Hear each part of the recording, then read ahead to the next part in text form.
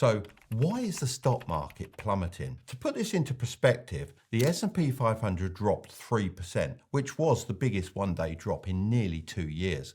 The Dow dropped 2.6%, while the Nasdaq slipped 3.4%. This sounds pretty alarming, and from my research, there are 4 main reasons for this. So let's go through them one by one so that we can see if we're due another historic market crash similar to the 2008 financial crisis or just a little bump along the road. Reason 1, of course, is the fear of recession.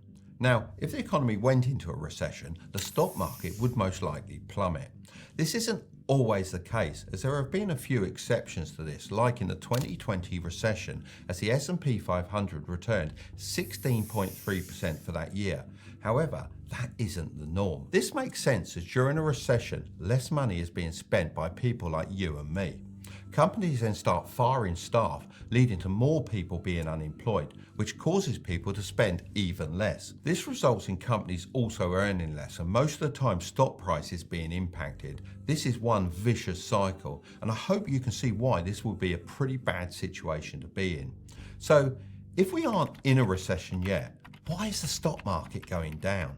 Well, as the stock market is known as a leading indicator, whenever there is a hint of a recession happening, it reacts to that news pretty negatively. So you're probably thinking, what was that hint?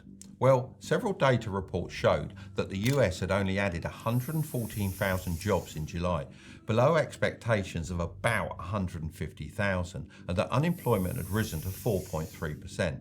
This is higher than any month since October 2021. Look, these numbers are far from a disaster. The unemployment rate is still relatively low, and the underperformance in hiring isn't terrible. However, it has triggered something known as the SARM rule. This is a pretty cool little rule that activates when the average unemployment rate over 3 months goes up by at least 0.5% compared to its lowest point over the past year. The reason people take this seriously is because it's accurately predicted every US recession since the Second World War. In response, Goldman Sachs raised its odds of a recession occurring in the next year from 15 to 25%.